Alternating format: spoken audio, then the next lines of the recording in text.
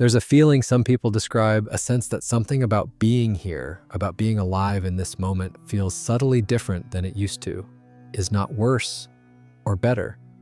It's just off-center in a way that's hard to name. The air changed weight, or time moves differently now, or the world you wake up in isn't quite the same one you fell asleep to.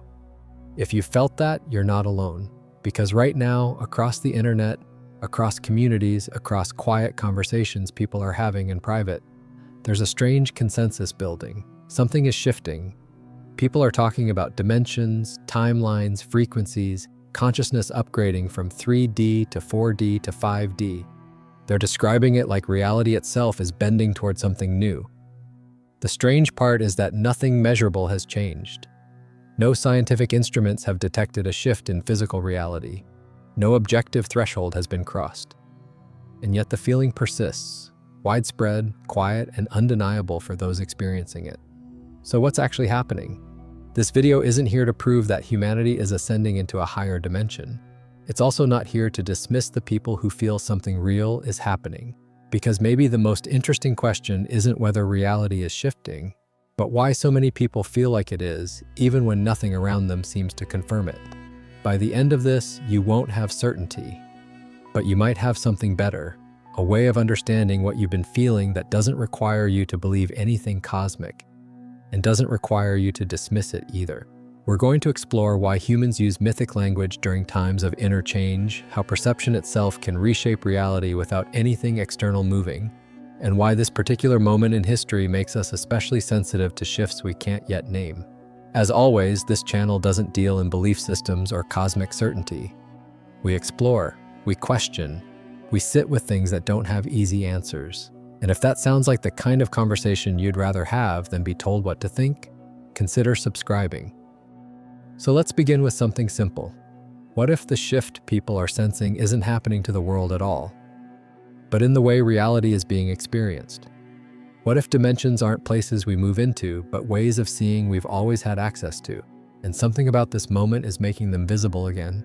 Humans have always done this. When something inside us changes faster than language can follow, we reach for symbols, metaphors, stories that feel true even if they can't be proven. The medieval mystics spoke of divine union and spiritual ascent, not because they literally flew upward, but because rising was the only image big enough to hold what they felt. Shamanic cultures talked about journeying to other worlds, moving between realms, crossing thresholds that had no physical location. Alchemists obsessed over turning lead into gold, but the real transformation they were documenting was internal, the refinement of consciousness itself. These weren't lies, they were maps drawn in the only ink available at the time. And right now, in this particular moment of history, a new map is being drawn. People talk about moving from the third dimension into the fourth or fifth. They describe it like a migration, a crossing, an upgrade in the operating system of reality. The language is spatial, technical, almost scientific, but what it's really trying to describe is something much harder to articulate. A shift in how it feels to be alive. Because that's what's actually happening for a lot of people. Not a change in where they are, but a change in how they relate to where they are. Old identities don't fit the same way. Careers that once felt solid now feel hollow. Beliefs that used to organize the world start to feel like costumes. The urgency that drove everything begins to quiet. And in that quieting, something else starts to emerge, something subtler, harder to name, but undeniably present. So the language of dimensions appears, not because anyone has proof, not because science confirmed it, but because when you can't explain why your entire inner landscape feels reconfigured, you reach for whatever imagery gives the experience weight and legitimacy. The question isn't whether this language is literally true. The question is, what is it trying to name? What shift in human experience is so widespread, so persistent, that it needs its own mythology just to be spoken about? Because if you look closely, the language of dimensional shifts isn't really about physics or metaphysics. It's about meaning. It's about the gap between how we used to make sense of life and the fact that those old frameworks no longer hold the weight they once did. And maybe that gap, that unmapped space between what we were and what we're becoming, is where the real mystery lives. Here's something worth sitting with. What if a dimension isn't a location at all? What if it's a mode of perception, a way reality reveals itself depending on how you're meeting it? Think about grief. When you're inside it, the world doesn't just feel sad, it feels structurally different. Colors are muted, time stretches and compresses unpredictably. Conversations that used to matter feel distant and small. You're still in the same physical space, walking the same streets, but the texture of everything has changed. It's as if you've stepped into a version of the world that operates under different rules. Now think about love. Not just the idea of it, but the lived experience. When you're held inside that state, reality softens. Small things become profound. A sentence someone says can feel like an entire universe opening. Time doesn't move the same way. You'll become more present, more alive to detail. Same room, same body, different dimension of experience. Or consider fear. When the nervous system is activated, the world sharpens and narrows. Everything becomes a potential threat. Your attention tunnels, the future collapses into now.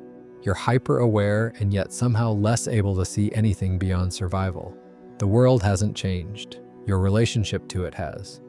What we call dimensions might not be levels we ascend to. They might be depths we discover. Layers of reality that were always present, but only become visible when consciousness shifts the way it's attending. And if that's true, then the question stops being, are we shifting dimensions? And becomes something way quieter. What is changing in how we relate to reality that makes it feel like a different world? Because this is what people are actually describing when they talk about 4D or 5D consciousness. They're not reporting a change in location. They're reporting a change in contact, a loosening of old mental habits, a softening of the compulsive need to control or understand everything. Same reality, different quality of attention. And suddenly the world you've been living in your entire life reveals textures you never noticed before. So maybe the shift isn't happening to the world. Maybe it's happening in the way the world is being seen. And maybe that's always been what spiritual transformation actually was.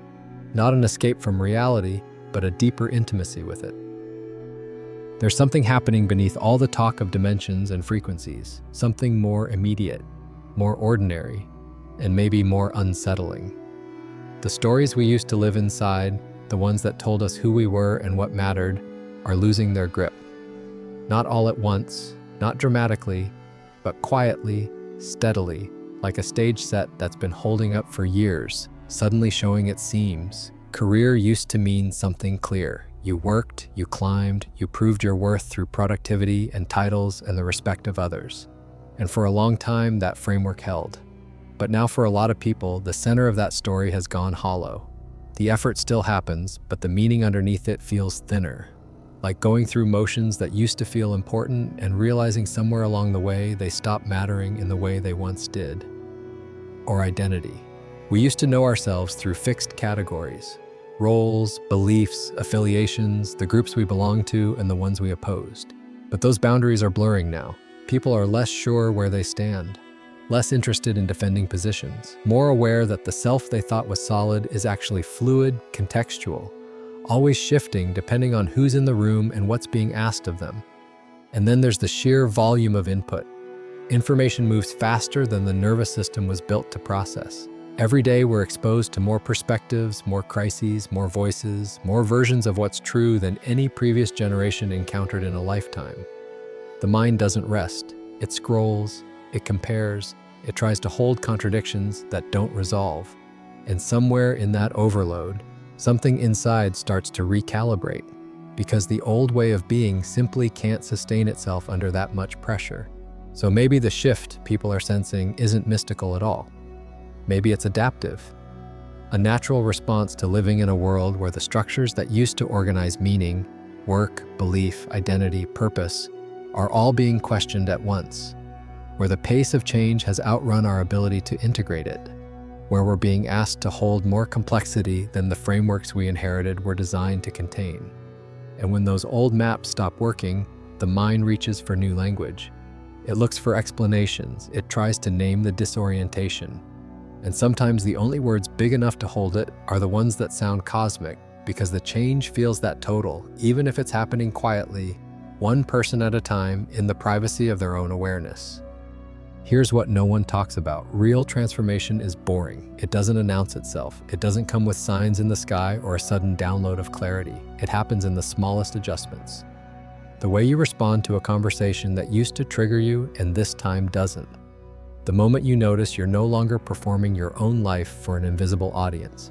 The quiet realization that a question you used to obsess over just doesn't feel urgent anymore. These aren't the kinds of shifts that make you want to post about them. They don't feel like awakening. They feel more like exhaling, like something you were clenching finally loosens and you didn't even realize you'd been holding it that tightly. Maybe you stop needing to be right as often. Maybe you notice you're less interested in convincing people of things. Maybe the future stops feeling like a problem to solve and starts feeling like something you can meet when it arrives. Maybe you're just a little more okay with not knowing. None of this is dramatic. None of it fits the narrative of dimensional ascension or cosmic evolution.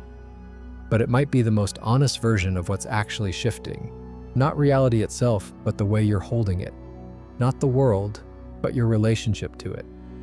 And the strange thing is, once that shift begins, the world does start to look different. Not because it changed, but because you're noticing things you weren't capable of noticing before. Subtlety you used to walk past. Stillness you mistook for emptiness. Depth that was always there, waiting for you to slow down enough to see it. So maybe the question was never, is humanity shifting dimensions? Maybe it was always, what becomes visible when we stop demanding that transformation look the way we thought it would? Because if the shift is real, and maybe it is, it's probably quieter than anyone expected. So here's what we actually found. The shift people are describing isn't a cosmic event that needs proof. It's a perceptual recalibration happening inside individual nervous systems. And it's showing up everywhere because the conditions that trigger it are nearly universal right now. When meaning structures collapse, when identity becomes fluid, when the pace of life outruns the mind's ability to integrate it, consciousness adapts. It has to. What people are calling a dimensional shift is actually something more grounded and more profound. It's the experience of relating to the same reality through a different quality of attention. And that changes everything. Not because the world moved, but because you're finally noticing layers that were always there. The reason this feels so disorienting is that we've been trained to look for external validation. We want the shift to be measurable, confirmable, something everyone agrees is happening. But the deepest changes don't work that way. They happen quietly, internally, in the space between thoughts, in the moment you stop needing reality to be different than it is. So let me ask you this, have you felt it? That sense that something about being here feels different now. Not wrong, just reconfigured? Drop a comment and tell me what that's felt like for you. I'm genuinely curious. And if this landed, if it gave you language for something you've been living silently, subscribe. There's more to explore here, and I'd rather do it with people who are willing to sit in the questions instead of rushing toward answers. Thanks for being here.